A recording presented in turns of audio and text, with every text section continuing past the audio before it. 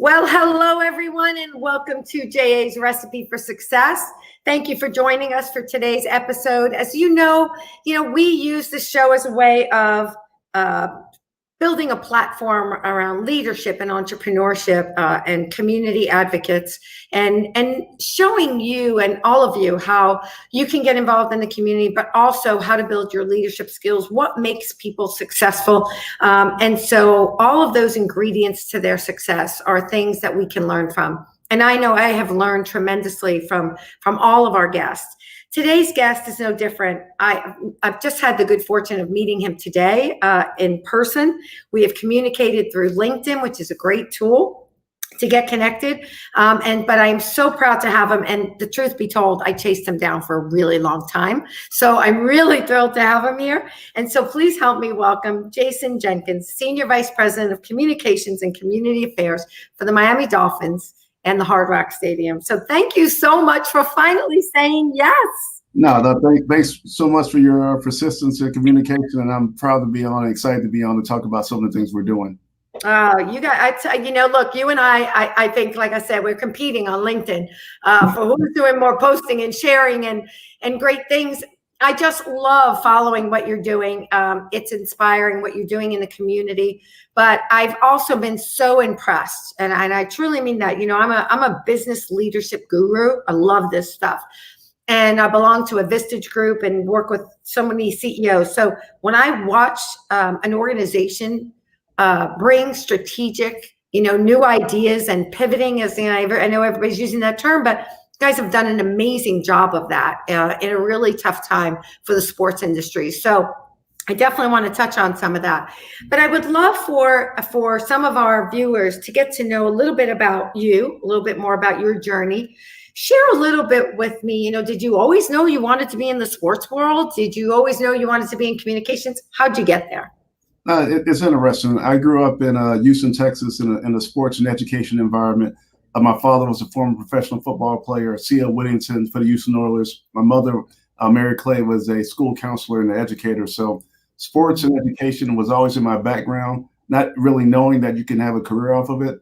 Growing up in Texas, sort of like Florida in terms of a football hotbed and enthusiasm. So obviously I grew up wanting to play for the Houston Oilers during that time and growing up. But I really thought that the only way to be a pathway was to be a player or a coach. Went out to Texas Tech University, majored in journalism, always loved to read, write, communicate with others. And through there, working in the Black Student Association, we had a conference with an associate athletic director, and I finally learned about athletic administration, having a passion for that. So my goal coming out of college was to be an athletic director. So I went from Texas Tech to Lehigh University, completely different environment, than Texas, seeing snow for the first time, seeing deer, seeing different types of animals, but different than Texas. And then got an opportunity to go from Lehigh University to Houston, Texas, back at Texas Southern University. From there, got an opportunity to go to San Francisco to work for the 49ers, and then came here with the Miami Dolphins. So athletic director was my initial goal coming out of college, but having the ability to be flexible, using my journalism background to be in communications, and I really got a chance, opportunity here in Miami to learn and grow to where I am today. I love it. And I know you know this, junior achievement is one of our core pillars is exposing young people to the careers that are out there in the different industries, right? Because the research shows they only know 5 to 8, right? And so many of our young people, especially our young men, want to go into the sports and athletic field. They have no idea, Jason, right, of the plethora of jobs that are out there in the athletics and sports industry. And so that's why this is so exciting for me too, to have you, because our high school students who are in our entrepreneurial and career-bound program get to hear these videos. And so I think it's great for them, and we'll have to get you to maybe do a session with them on talking about the different careers in there. But you also mentioned something else that I thought was interesting. It's funny. I think young people think that we start out, they see us as older people. Notice I said older people, and they think we were popped out this way, right? That this is where we were. But our careers take different paths. And you mentioned that your goal was to be an athletic director, and yet here you are you're still in athletics and sports, but your career path and your goal took a turn, right?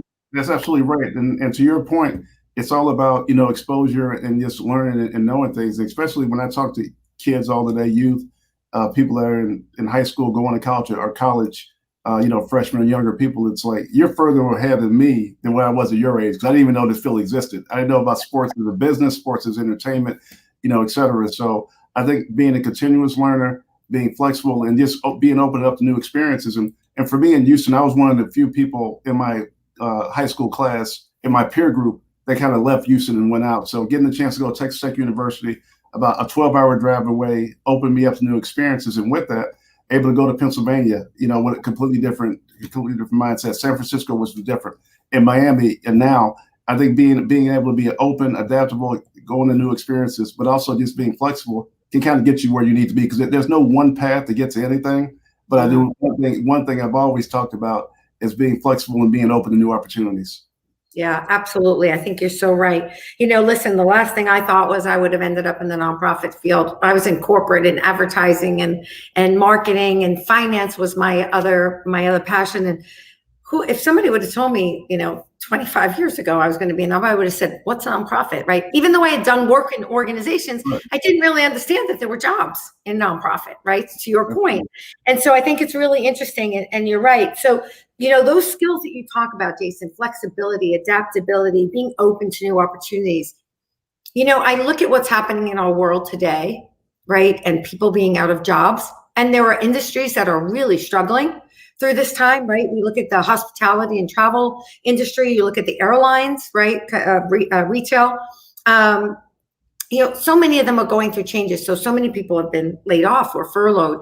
And then there are so many industries that are doing well right now, right? The home improvement, construction, technology, marketing, those companies are doing great. And so while you might not, and this is what we try to share with our kids, you might not have the technical skills, but if you've got those transferable skills and the right behaviors and attitudes, right? That openness that you talked about, so important to transfer to a new industry. Do you have you found that as you've gone through your career and worked with other young people? Absolutely. I mean, you always have to, and I think the cool thing about me is, for what I've been able to learn is I've been in smaller, quote unquote, college environments, both Lehigh and Texas Southern University. I learned a great deal, got a chance to grow, but there were 1 AA schools and smaller type schools. And so we had to do a lot of things. And so when I had the opportunity to work in San Francisco, I looked at it in a different perspective than maybe some, because I had to be flexible, adaptable, because we weren't the big fish in the pond. So getting the chance to San Francisco and Miami, my approach was, how do you show value? And I think that's the main thing in anything that you do, is that you have to make these decisions when people look at job performance, job functions. How can you show value within your organization and do a lot of different things and have the ability to communicate and deal with a lot of different people? Because in our communications field, we're like sort of like the middle person for the communications aspect, from the coaches, the owners, the media, with all different goals and all different agendas. Same thing when you talk about the community, especially a community that's diverse in South Florida. You go 15 in a different direction, it's a whole different culture, a lifestyle, and everything associated with that. So I think the willingness to be open, the willingness to be able to communicate and work with different types of people, and having a clear goal of what you're trying to set, will serve you right in pretty much any field that you try to embark upon. Yeah, so important. I love that. How to show value. I had a conversation with somebody this morning. I was mentioning with you, for somebody from the New York Jets, and we were talking about sponsorship. I know. Listen, I live in New York, but I'm a season ticket holder for the Dolphins. Just saying. Yeah. And we're really looking forward to the season coming back. But I think the part about showing value, I mean, that is so important in anything you do, right? We were talking about sponsorships and how do I create value, right, for our storefront sponsors with the kids not in the building for the next couple of months, right? How do you show value to your fans and your season ticket holders and your corporate sponsors, right, when there's no games going on and the stadium's closed, right? So you have done that as an organization really, really well. And that I was excited to talk to you about this today. As I watch you on LinkedIn, not only, of course, am I just blown away by the work that you're doing in the community, which we'll talk about in a little bit, but I am just so impressed by the way the organization and the team has pivoted, right? I know everybody's using that word, but looking for those new opportunities, as you said, right, and capturing and jumping on them and saying, okay, we can do this. Talk about some of those initiatives and the leadership behind that. Well, it starts with the leadership of our Vice Chairman, Tom Garfinkel. He's one of the most innovative people that I've been around, and always pushed us to try and experience new things and look at things from different perspectives. I think at the beginning, when the pandemic first hit, people talked, job furloughs, job layoffs, et cetera.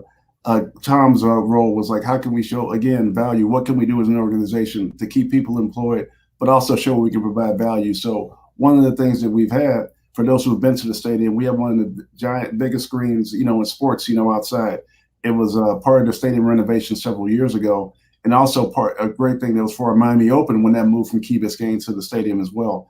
And so thought of the idea, what if we use this to watch, movies? This could be a great opportunity. And right now people need those, while they're inside, they still need those human connections. And so how can we do that in a way that's both socially distanced, but also socially present to build those connections right now when people aren't leaving their homes? So the idea to do the drive-up movie theater within the stadium, a unique experience. Who wouldn't want to watch a classic Miami Dolphins game or a great movie, in the actual stadium, and provide that unique opportunity outside, being able to do that as well too, using our video screens. So this a lot of our staff worked on that. It was a collaborative effort led by Tom.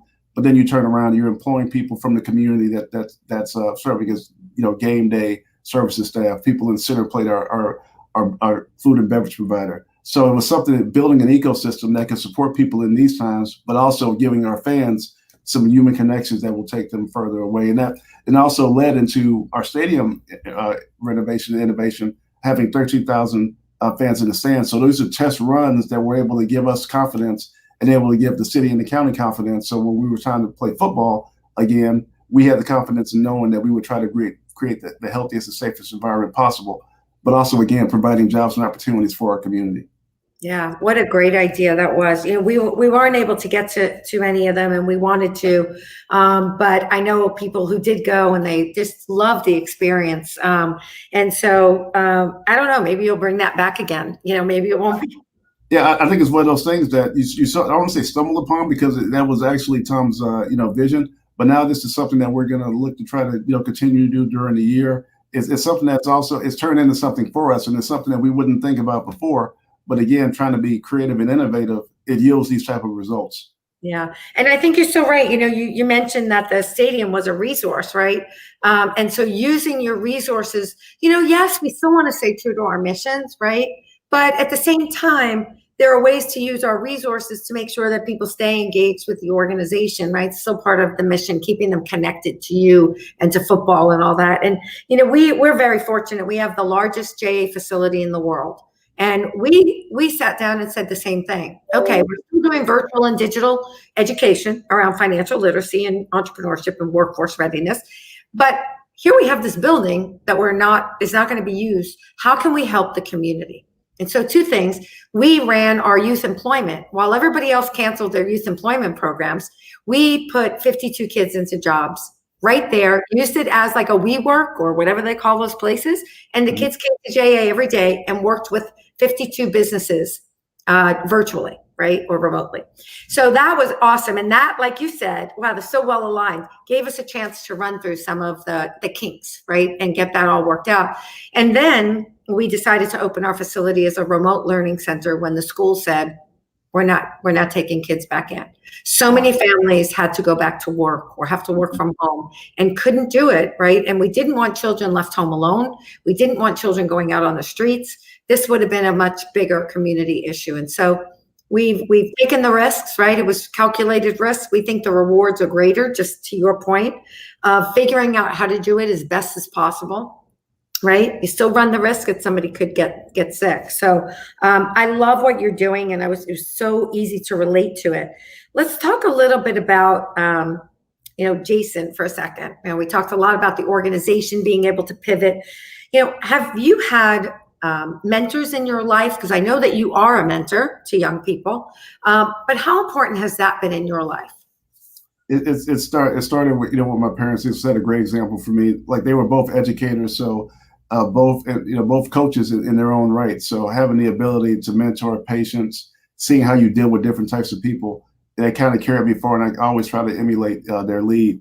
In college, Dr. Alfonso Scandrick Jr., he was an associate athletic director that I met at Texas Tech when we did our conference, and I sort of saw him and saw what I could achieve, potentially achieve, by following his footsteps. Joe Sterrett at Lehigh University, a great leader, brought me in, taught me, he would give me books to read, give me advice, as well. And then really, Tom here, with the Dolphins. I mean, he's been an amazing mentor, leader, visionary, and still in his lead. But if I look at Kirk Reynolds, who was my boss in San Francisco, one of the most straightforward, learned a lot about the communications, about treating people, about responding, to people and working with different media, and also Tony Wiley as well, who's now one of the presidents with Special Olympics. And so there's been a lot of people, and I think that's with me, and also what I would impress upon your listeners is that no one gets to where they're going to be, by themselves. And so you have to be open, collaborative, and when the time and opportunity comes, you have to be ready for it, but also learning from other people. So it's that takes a village, mindset. There's been a lot of people that have shaped me. Those are some of the names off the top of my head that I can remember, but there's been a lot of other people that's been very instrumental in my success. Yeah, so important. And I think you're right about the collaboration and the partnership, right? That saying, it takes a village.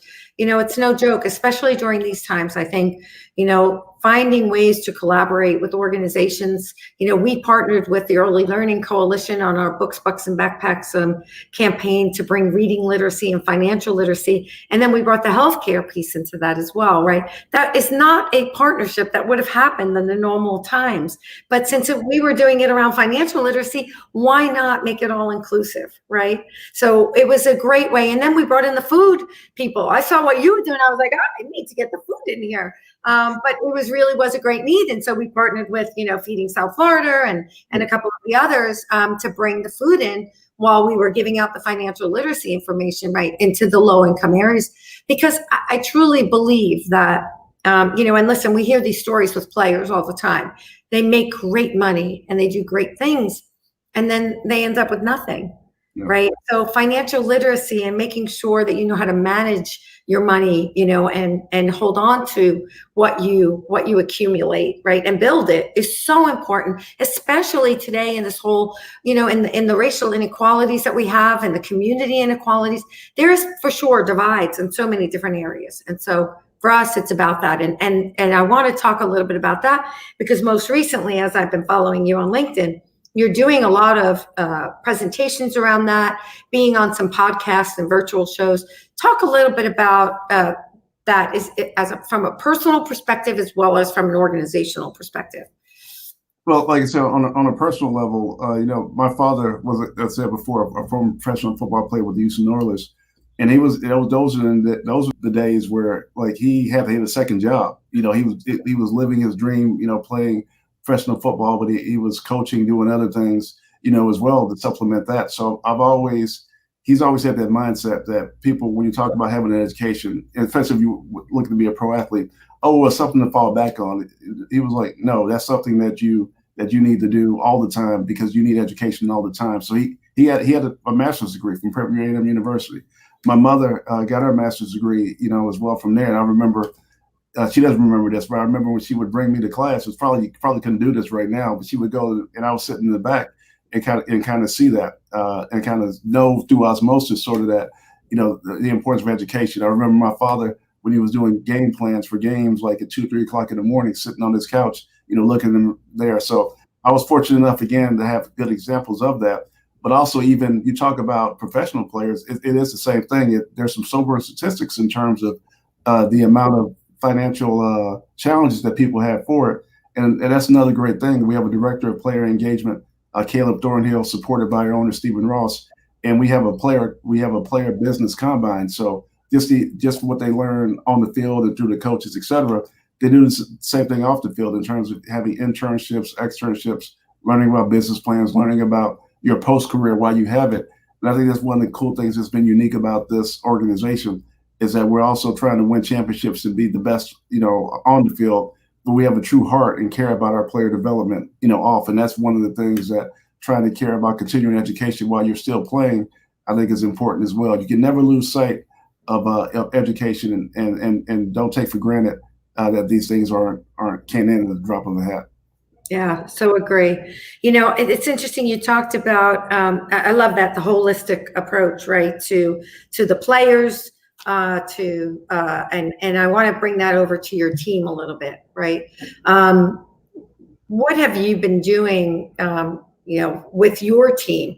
Communications has changed so much over the last few years, right? And I mean, the old standard press release, it's different, right? Does it really work? I don't know.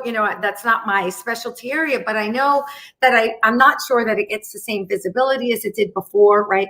So how do you create awareness?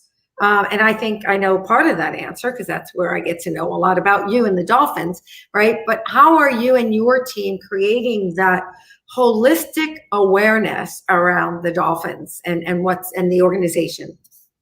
Well, I think to your point, and we follow your lead. We see all the work you've done on LinkedIn, and sort of emulated that in terms of reaching out to people that are so segmented, in these populations. So we have the ability. We hit it different ways. I mean, obviously, we have good relationships and try to maintain good relationships with our reporters, local media. We have social media that we use as well too, and there's different strategies that we use for Twitter, Instagram, LinkedIn, TikTok, et cetera, and also the community targets. So I think now this whole world is so interconnected and so segmented. There's different ways to try to reach them, and LinkedIn has been a tool that we've actually just made intentional recently in terms of trying to continue to tell our story on there. There's different social media platforms as well, but and there's also podcasts. There's information. So we try to use as much as we can, target it, but in a way to try to reach the different segments of the population. And as I talked about before, with the diversity of South Florida, that's quite a road to go. Yeah, absolutely. Well, I see you on every podcast there is, so you're doing an amazing job of that, and you're a great advocate and face of the organization. I think it's really interesting because by the way, you and I have a lot in common. We're going to have to do a virtual coffee. So I come from a sports background. Father played professional baseball. My mom was a teacher who you sat in the back of the room. I sat on the front in the desk, right? And right on the front, right on the desk. And then my dad was a dean of students and started baseball leagues and all. So he was a coach, like your dad. So education, right? Same thing, grew up in all of that, but just such a similar background. So one day we're going to have to do some notes on that. But sure. I know one thing, having a parent as a coach, right?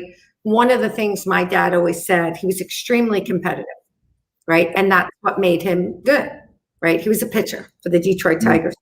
And he always said to me, if you're going to step on that field, be ready to give 110% or don't get on the field.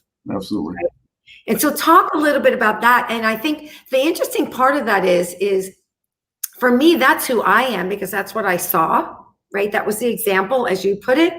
But I think it's really interesting that sometimes building a team who has that same competitive edge, right? And that same, I'm not getting on this field unless I'm going to do my best. How do you build a team around that, right? From your dad, what did you learn about that? I think that's one of the challenges, by the way, as a leader. Yeah, I think it's just all like the different personalities, and for me, it was interesting. Coming from where I grew up in Missouri City, Texas, it was a predominantly African American environment. I really didn't see people that were different than me until I went to college, and so but also I got a chance to work, with my dad when he worked at summer camp, so I got a chance to glimpse some other people. But I think being apprehensive a little, first being around other types of people, but also understanding I could compete on that same level when we get out there. And it's also one thing is that obviously my goal was to be a professional football player at Texas Tech University. I was on the football team. I didn't play a lot. I wasn't as good as like Zach Thomas, who was on the team during that time. It was obviously down. People know him as the Dolphins great, which he is, and should be a Hall of Famer, which we're hoping to hear soon. But, I kind of took that failure of not making professional football to heart in terms of like now this opportunity I have now, I have to make sure I'm putting everything into it. I felt I might have been putting it into it before and working hard, but it didn't work out. But like, okay, this is because when your playing career is done, it's done. There's no going back. Yeah. I'm 45 years old, so it's like I can go back and put on the pads, down here on the first floor of the building where I'm in right now. So when that finality of that ended, I said, okay, well, I didn't achieve that. I'm going to achieve what I need to achieve next. And I think that's sort of like the mindset with that I learned: the physical, the mental toughness, overcoming adversity, dealing with others, reliability, etc. The things that I had to take an honest assessment of things that I didn't do here, and what do I have to do now to be able to do that. So that's always been sort of something in the back of my mind. That's been a driver for me. And just kind of, that kind of the hair on the back. Well, I was about to say the hair on the back of your head, but now I'm the hair on the back of your neck. That would keep you, going at night, to kind of give you that drive. Yeah, I love that. Two really important things, the mindset. And I was going to actually ask you about a time that, maybe things didn't go as well as they did. And I think that's what, for young people today, I mean, I have two children of my own, that confidence level, right? And I just sometimes I hear the way they talk to themselves, right? And that's what, part of why I love what we do, right? It's about building that confidence and showing them that you can build a company from the ground up, because they do it, right? And so it's just truly, for me, you can tell I get so excited about it. It's transformative. It truly is, to watch these young people see what they are capable of. And you talked about that, right? Having that mindset of getting that, you can get through that adversity. And then the other thing I love, self-assessment, right? We have to be honest with ourselves, because if we're not, and we have to take it when people are honest with us. And, I always, my daughter went to a boarding school for a year. She was going through some things. And one of the things that they were very grounded around values and stuff. And one of the values was about, if the shoe fits, wear it. Right. And so if you tell me, this is really something that you need to work on, or however you tell me, I need to be able to step back and say, okay, right, is that true? And does the shoe fit? And if it does, right, what can I do to help that? And what can I do to improve it? And if it doesn't fit, right, not to hang on to it and just say, okay, I hear what you're saying, and I see that you feel that way, but I don't really think that's where I am. So, being able to be honest with ourselves is so important. So I'm going to read back some of your ingredients, which I think are just make for an amazing recipe for success. And it's no wonder to see what you're doing. And I didn't go into deeply around your work in the community, because if people are on LinkedIn, they can see what you're doing. Good things, I know, all around the meals and food. I know that you're working very much around education.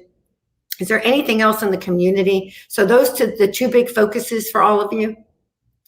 It's about health, education, and using our platform to unite the community. We talk about diversity and inclusion. One thing with the meal program, 1,000 meals a day that our owner Stephen Ross is committed to Hard Rock Stadium from June 1 of this year for a 12-month period, because we wanted to really impact the community and have consistency.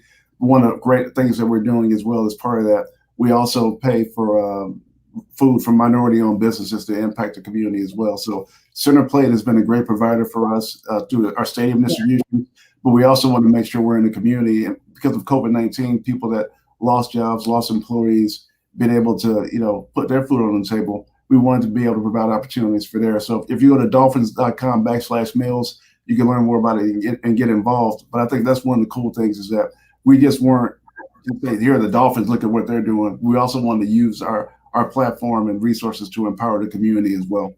So important, so important. And, I love, and, you have the volunteer team with the Dolphins. I mean, listen, you all have always been great community partners and advocates and investors. And so, kudos. I think you set a really high bar for the other organizations in this community. And no matter what your organization has been going through, you stepped it up even more than what you did before, which I think is truly the sign of an organization of leaders, right? So congratulations, because great job on that. So some great ingredients, right? Talking about being flexible, right? And understanding that sometimes, right, being open to the opportunities, even when we didn't think that was the way it was going to go, and experiences, adaptability. I love this one. I put a star next to it. How to show value. I really like that one. Communication, innovation. It starts with the leaders, right? So it's your team, all the people you're influencing as a leader. Pivoting the stories that you shared about what the organization's been doing, and finding a way to use your resources in a strategic way. Mentoring, you mentioned several mentors that made a difference in your life, and I know again that you're also an influence on some young people. Being collaborative, right, and partnership, so important right now. That holistic approach to everything that we do, putting everything you have into something. And making sure, right, that our mindset is one that is, prepared. We're prepared to get through the adversity. And then, of course, self-assessment. Really good recipe there. It's really funny because when I read these back to people, and when we were doing the shows in the building, I had a whiteboard and I would hold it up and they'd be like, wow, I didn't even, that's good stuff. I didn't even know I was doing all that, right? Funny to see it all written down, right? It's the makings of your book, because I say, here, I'm going to give you the ingredients, now go write the book. But the one thing I always ask at the end is, what is Jason Jenkins' main ingredient to success?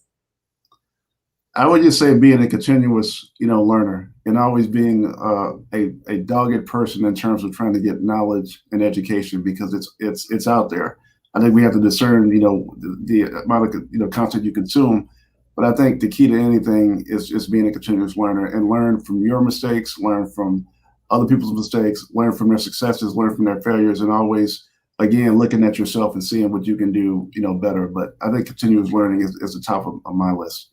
Oh, that's a great one. Yep. I told you I'm a junkie when it comes to all this stuff. But, and again, I can't tell you how privileged I feel to have had you here today and be able to share this. Literally, I'm not kidding.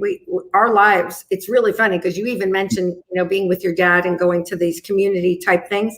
My dad being Adidas students, right? I would go on outbound trips. I was a little white girl in the group, and all of these people, and I don't mean that, I'm not being, bad about being whatever I am. But my point is, it was the reverse. And I got to understand that not everybody lived life the same way. Right. And understanding that, wow, these people are cool. These kids were cool. They like adopted me. And it was the best experience for learning and growing up. And so there's so many similarities in our life. I'm not kidding. We have to do virtual coffee. So I would love that. And but I want to thank you again for being with us. Thank you for all that the Dolphins are doing in our communities, for what you're doing personally, because you're out there at most of these things. And that's a real testament to a true leader. And just keep up the amazing work that you're doing. And I'm looking forward to seeing you at the first Dolphins game. Absolutely. No, thank you. Thank you for this opportunity and platform. We really appreciate everything that you're doing as well, too. I mean, it's been amazing following you and, looking at the relationship that JA has as well. Oh, thank you. Thank you. And thanks to everyone who watched us today. Thank you. We love when you're here with us, and we hope that you learned so much from Jason's recipe. Our next show will be featuring Danielle Rossi, who is the founder and owner of Oceans 234, amazing young woman who has built her future, her career in the restaurant business and very involved in the community. So looking forward to having her. Jason, thank you again. Everybody have an amazing weekend. Take care.